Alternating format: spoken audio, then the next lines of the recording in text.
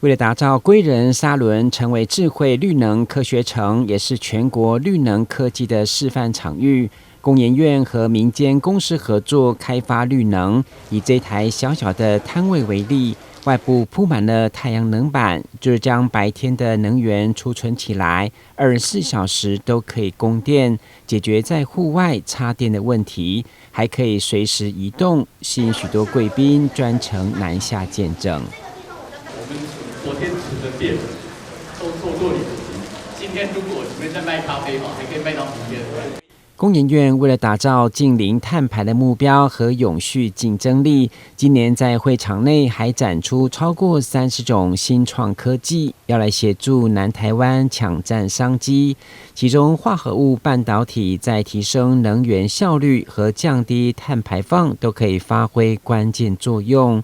另外，氢能的运用则有帮助推动交通与工业界的低碳转型。对此，经济部次长陈正奇、工研院董事长吴振中和台南市副市长赵清惠等人都到场参观，场面热烈。南的绿能做得非常非常好，那事实上我们那个时候就觉得说，沙仑应该是一个绿能的一个 center。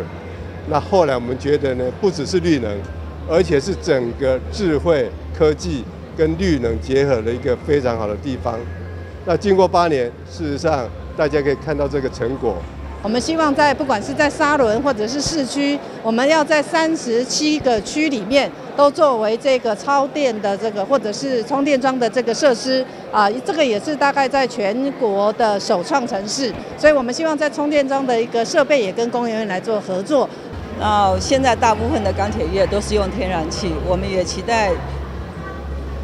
工研院可以协助钢铁业将绿氢混